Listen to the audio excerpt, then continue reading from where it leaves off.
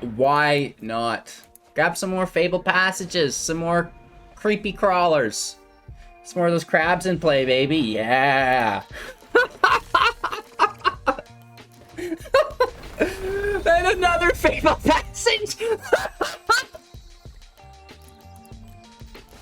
Hello, good game. Welcome back, ghouls and goblins. I hope you're all having just a magical day. Thank you so much for taking the time to support the channel. Make sure to like the video right out of the gate. And if you don't know, we're giving away a complete rare playset, every single rare times 4 of the new D&D Adventure into the Forgotten Realms. Or is it Adventure of the Forgotten Realms? I'm actually not 100% sure, but we're going to be giving away a complete set. I'm sure of that, so don't miss out. Subscribe to the channel and check out the link tree for more information, and definitely support the channel while you're there. Today we have Gargy Gang version 2. Now this is a mono green stompy deck. We've made some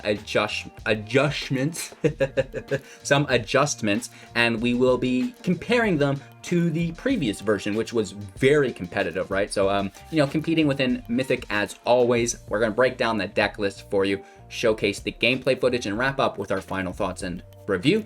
This is meant to give you a good idea whether or not the deck is right for your personal playstyle, and of course, your wildcard collection. Thank you all again. I really do appreciate it. Like the video, subscribe to the channel, check out the link tree link in the description below, or just, give it a Google. Let's get into it.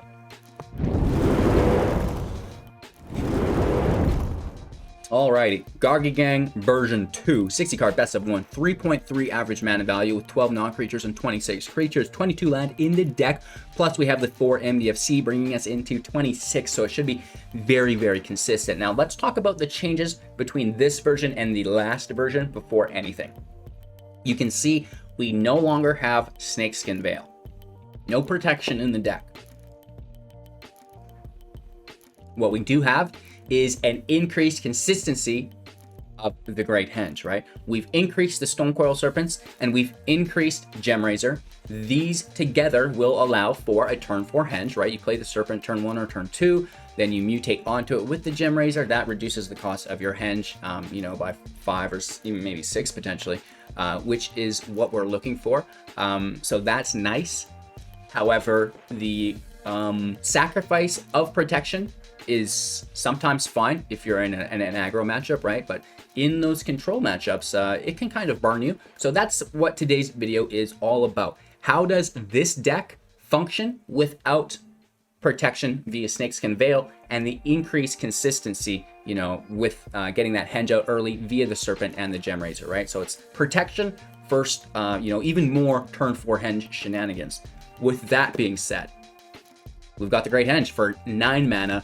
It does cost X less to cast, where X is the greatest power among creatures you control. You can tap it to add 2 green mana to your pool, gain 2 life. Whenever a non-token creature enters the battlefield under our control, put a +1/+1 counter on it and draw a card. This is really, really nice. Those counters do go a long way.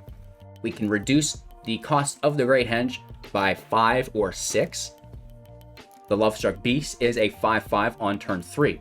It can only attack if you control a 1/1. It has an adventure at sorcery speed to create a 1/1 token for 1. That's nice, right? We have the Mammoth as a 3/3 with landfall. So whenever a land enters play, it gets +2/+2. On turn 4, that means it's a 5/5. We can play the Henge for 4. That's really nice, right?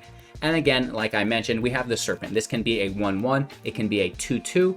And then we will mutate for 3 the Gemrazer onto it. And of course, it's going to be a 5/5 or a 6/6. Which is really nice, reducing the cost of the Henge. So those are all of the ways for us effectively to reduce the cost of the Henge, allowing it to be played on turn 3. We have a lot of trample within the deck. Obviously, the Serpent, we talked about this a little bit. It can come into play for any mana value, X. Don't do it as 0 or it will die. It's a 0/0 with reach and trample, protection from multicolored, entering the battlefield with X +1/+1 counters on it, which is really, really nice. Kind of filling the hole in our curve as we're playing out. We also have trample within the Old Growth Troll, a 4/4 with trample. When it dies, if it was a creature, return it to the battlefield as an aura attached to a basic forest we control, and that forest will now tap for 2 green to our pool, in which we can sacrifice, for 1 mana and a tap to create a 4/4 with trample, which is really, really nice. So, you know, some more aggression if your opponent does get that field wipe out. Unfortunately, it's a 3 CMC, so Shadow's Verdict can still get it, which hurts, but, you know, if it's not that, it's better than just having it removed and not getting anything for it. Trample through the Gemrazer, a 4/4. Whenever this creature mutates, destroy target artifact or enchantment an opponent controls. So that's really nice because we have artifact creatures, enchantment creatures, as well as some really powerful artifacts and enchantments on their own. And of course, trample through the Elder Gargaroth, a 6/6 with Vigilance, Reach, and Trample. Whenever it engages in combat, choose one, create a 3/3 green beast creature token, gain 3 life, or draw a card. This is really nice, right? So 6/6 with Trample there is decent. And we're comboing that Trample with 4 copies of Ram Through at instant speed for 2. Target creature you control deals damage equal to its power to target creature you don't control. If the creature you control has Trample, excess damage dealt to that creature's controller instead, which is really nice. So it's not uncommon to get a 7/7 and 8/8 in play with Trample. You know, they play a chump blocker that's a token. Boom, there's 7 direct damage. Gotcha. So that's going to be a really powerful aspect to this deck. Not only do we get creature removal, but we get some of that direct damage as well. Moving through our other fight effects in the deck. 2 copies of Primal Might for 1+X at sorcery speed. Target creature you control gets +X until the end of turn. Then it fights up to 1 target creature you don't control. You can use the fight sorcery speed on your main phase and then still benefit from the +X on a trample creature for your attack phase. Great. 2 copies of Blizzard Brawl. If you have 3 snow permanents, that creature will get +1/+0 and indestructible. And then the Brawl will have your creature fight their creature, which is great. We have graveyard control through the Scavenging Ooze, a 2/2. We can pay 1, exiling a card from a graveyard. If it was a creature, put a +1/+1 counter on the Ooze and gain 1 life. That's really nice. We've talked about everything else here. There's the Havens with the Snowlands. In case they do wipe, we have an additional way to apply pressure to our opponent on the upcoming turn. And the Garenbrig, which can dump for additional mana, paying 5, tapping for 6, which is quite nice. So that's the deck. Enjoy today's gameplay footage, you know, some great matches for you. And keep in mind, again, was this deck as competitive as the last version without the protection and the added creature base? Let me know in the comments below when we wrap up in just a few minutes after this. Our opponent plays first. We have a severe lack of land. We'd have to play slow on the elephants the whole time. I think we molly. Keep 6. Toss the Henge, play with what we have. Doesn't look a lot better, but I mean, it's, you know, maybe worse, but let's see. Let's get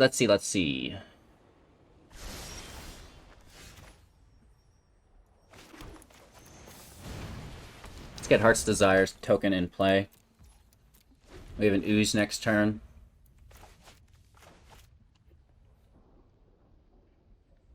We want to focus on our Snow Forest in case we pull a Blizzard.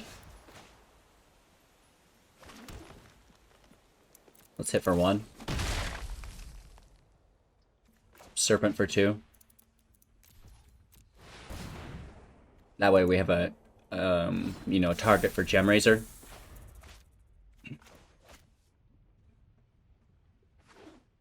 They're untapped. Let's hit for 3. Lovestruck Beast in play. Serpent can come in as a 1/1 to activate the beast if they are going to... Oh, they just counter it. Okay. I'll allow it. This time. Yeah. This time we'll allow it. That's it, though. So I'm worried that this is the, you know, just the Jeskai mutate combo.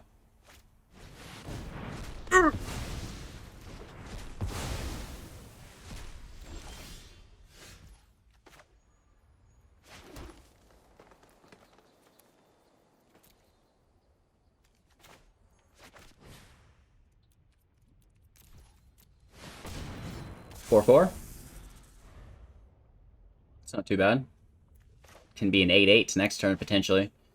Taking out half of their health. No snakeskin vale in this version, though. So we can't guarantee good results.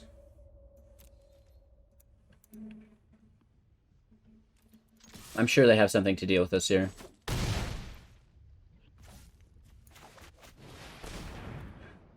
The Ooze is alright. End our turn. Looking for that 5th land for Gargy. If they play a creature, again, we've got some damage through the Serpent.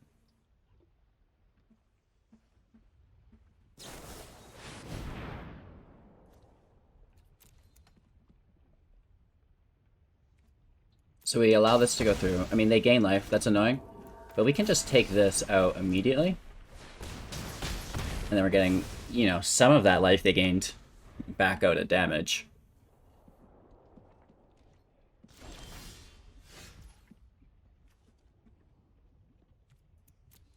Again, let's just push value.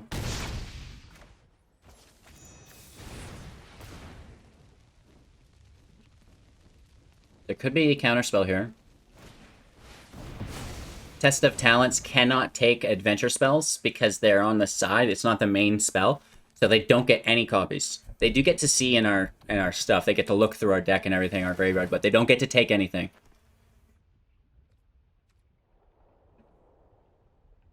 Let's end our turn.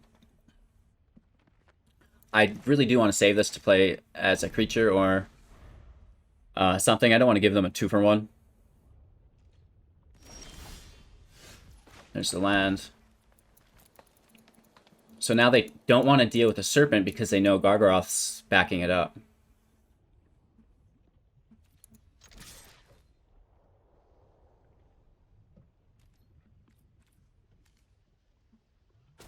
We could have, I think we had Gargaroth mana last turn through the castle as well.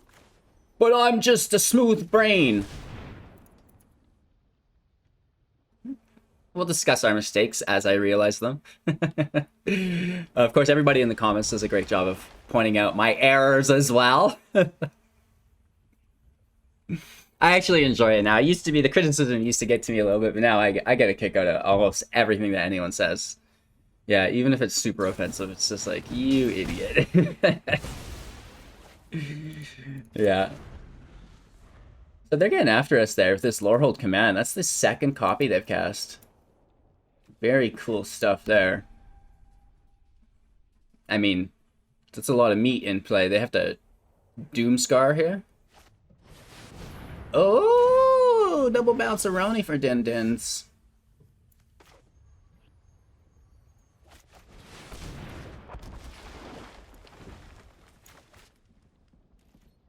Get Gargaroni out as well.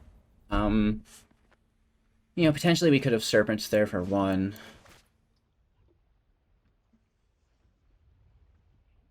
I think that was a desperation play, though, by them. So that means this is going to be exactly that again.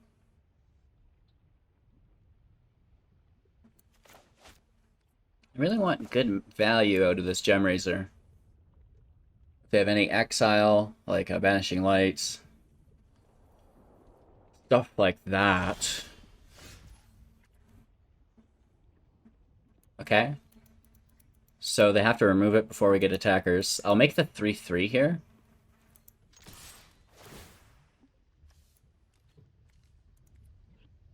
That just applies additional pressure.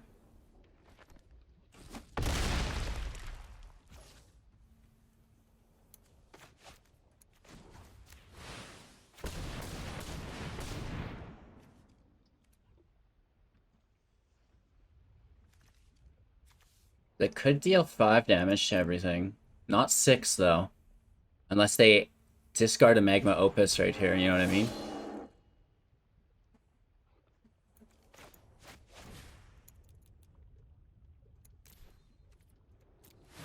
We could have saved the mana, tried to have them play a creature, and then just ram through for lethal. That's another playline here, but I don't really know how many creatures they have.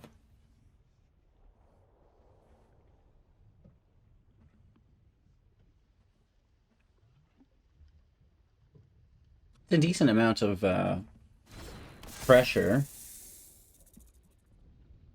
They have to have a field wipe, right? Doomscar is their best option.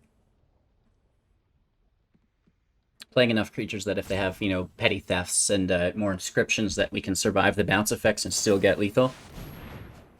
Ooh, that's a big draw. That's a big draw, baby. Woof. And they toss a command. Whoa, that must mean they've got some good cards on hand. So that's a 5-drop only still. So if they have a Draconic Intervention, it's only 5 damage to everything.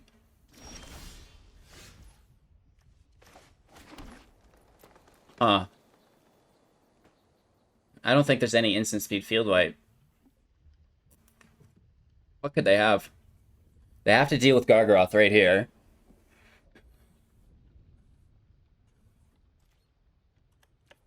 Let's hit the launch codes here. I'm gonna draw a card. More creatures if they do have wipes.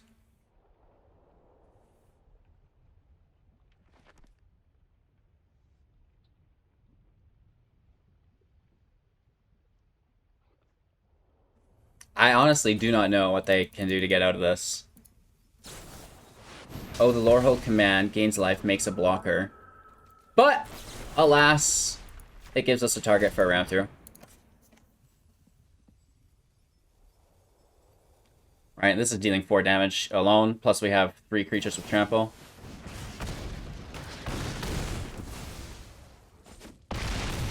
Nice. Good game. Good game. Did we get top 1500 with that? I've been trying to play more competitive decks recently to get back into the numbers, and just that 99% is a hard puppy to crack, apparently. Okay, another top 1000 banger here. People are good at this game. This Snowhaven's really weird in this hand. I'm playing slow because we have the Beast for the Henge. So if we can get that 4th land, avoid removal, right? So the whole thing.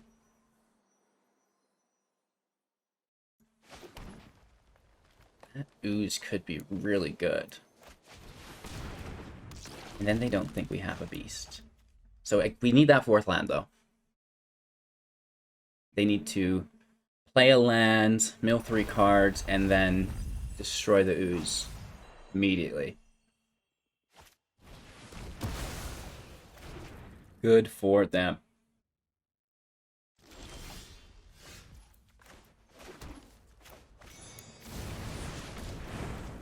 They also need to destroy this Lovestruck Beast immediately. I don't doubt it. Just drown it. Drown the heck out of it. Oh, turn 1 crab is delightful. Wow. This is not good. And they could have Death Touch. I'm not going to sacrifice the Haven into Death Touch. Oh, not the Haven would be tapped if we used it, because Valley's not a snow permanent. Good there. Oh!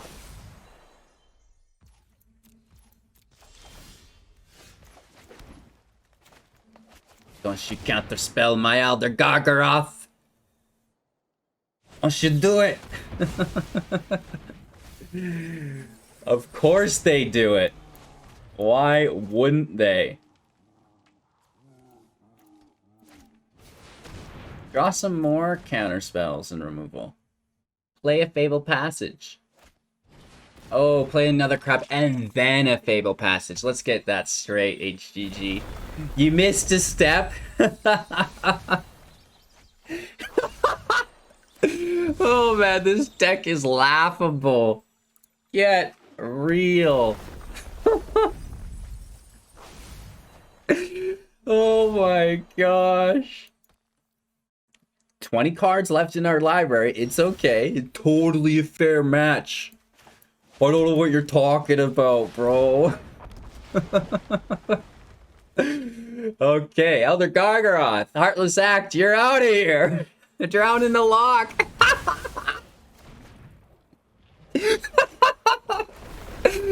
Oh, bro. Why do this? Have any fun with your life. No. No.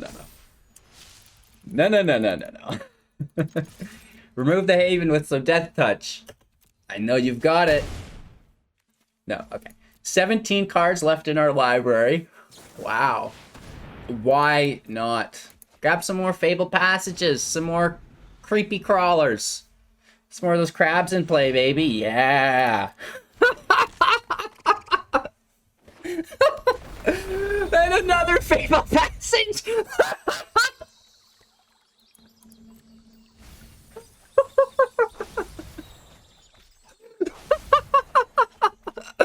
It's totally fair and balanced. I don't know what you guys are talking about. Rogues is fine.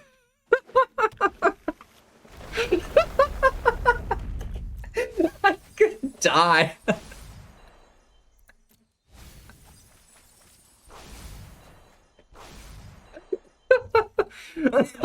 I'm completely deaded.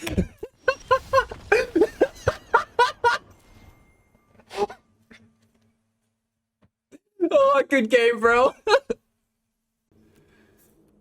Surely this can't be any worse than that, but I don't like the hand. We're gonna toss it. This looks better. Might can go. I like the trim. Land can go. We're gonna draw more land, right? Oh, another Luris deck. I can't wait. It's rogues again. I mean, that might be a quicker video today. I don't have any more left. A turn 1 crab. Oh my god. Really? I'm gonna save the Scavenging Ooze this time and try to make use of it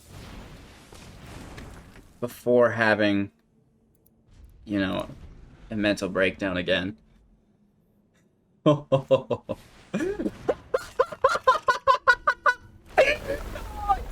can't do it. Oh, stop it, bro. Depressing Chichi.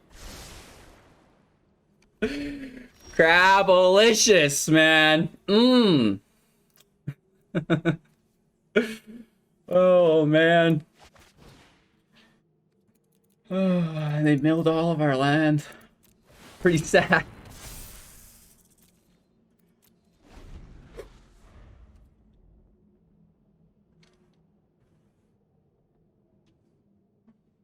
They have to... Oh, actually, no, they can't really... They need an eliminate for Serpent. Drown doesn't hit it. Heartless Act can't hit it. So maybe the Serpent's our secret weapon here.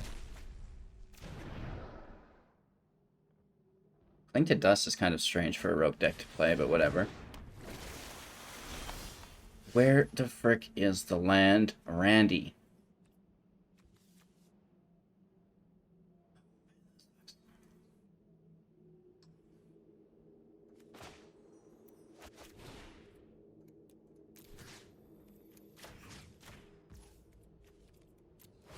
Kill a crab, right?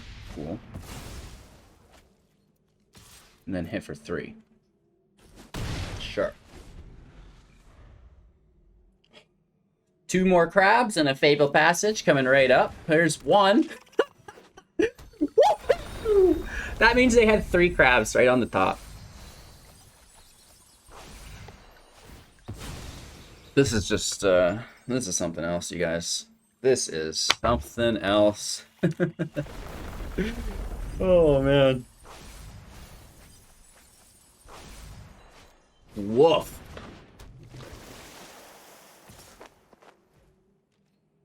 We don't have reach because, you know, we're being greedy. We have a whopping half of our deck left. And we can't get a land because, you know, that wouldn't be fair. Wow. Wow. Do you guys watch It's Always Sunny in Philadelphia? It's like, the gang broke D, and then Dennis at the end. We're like, and I think we might have broke Dennis. Nah, I'm fine. You just can't stop laughing. That's me playing against rogue decks. I just totally have lost it. Oh, man. Double Cling. That's a unique way to find more Fable Passages. It's like the best card in their deck. It's like, okay, we've got Into the Story, Fable Passage. We can do this. We can do this. Hallelujah. Do they have just like 200 counter spells here or what?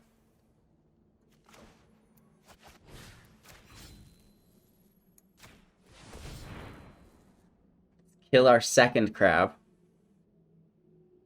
Maybe. We get it. Let's kill our third crab. Crab hunting today. Do it, Willis. They just counter it. Okay. Okay. I guess it's got Indo, so it can swing in. This serpent stoned, you guys. He's got that Indo. Yeah. Thieves Guild with the Death Touch. Milling Gargaronis. Snoring Thought Thief for another mill on top of the Enforcer. Okay, yeah, totally fair. 20 cards in our library, and here comes another 2 mil, and then another 1 mil here, and yeah, we'll take that. They probably just self-sack for the draw. Woof.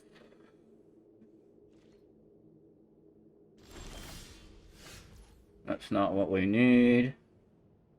That's not what we need. Let's start eating at our own library. There's, I mean, 32 cards in there. It's going to take us a while, but...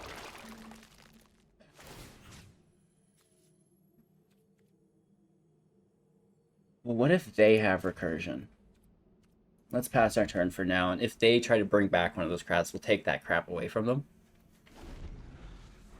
Otherwise, we do want to eat at our own graveyard to somehow get back to 8, but it's unlikely because there's already 80% of our deck in the grave. Take the mill. Taking our lands. Take that block. They take the draw. And we want to be getting those Wind Robbers as soon as possible.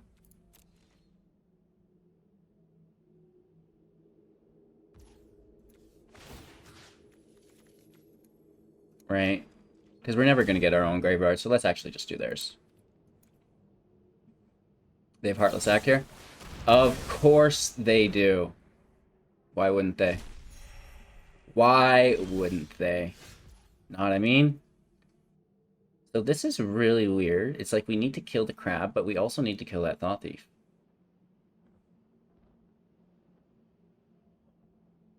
Have you ever been in such a lame situation?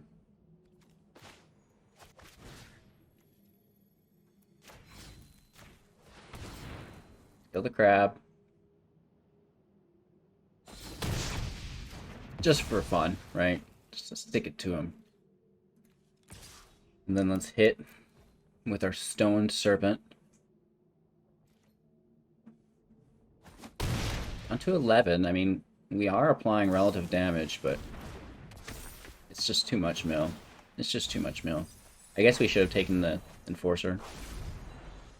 And then had them play a passage. It's a hard matchup. It's not a favorable matchup for mono green. You know, they've got all that graveyard recursion too, right? 8 cards left. Where's the land, right? Like, this has been an absolute dog show.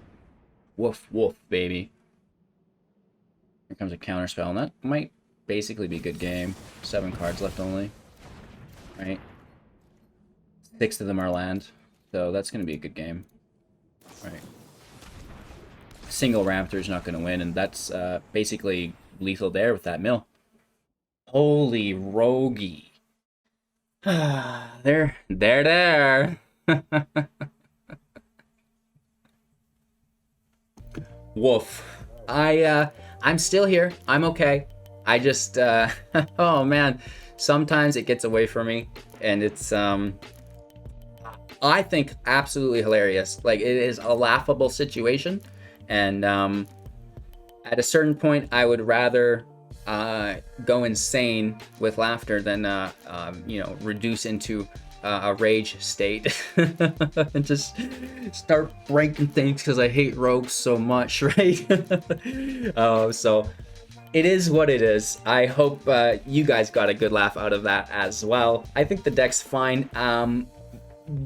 Going full circle to the question I was asking at the start of the video, did the deck still perform as good without the protection? Well, I don't think so. Heartless Act on Gargy certainly does hurt. It's pretty easy to save 1 mana and Snakeskin Veil protect it, and then get that draw going and stuff. Like, so I definitely, in my opinion, think that protection is a must-have. You know, I'm sure you could get away with it in best of 3, put it in the sideboard, then if you need it, you take it. But in best of 1, I just think you should probably be running 3 copies. So let me know your guys' opinion in the comments below. Thank you so much for watching. Have a magical day. Definitely, if you've not done so yet, like the video. It's the very least you can do if you're still here. I know you guys all do it. I'm just grinding your gears. I need more likes.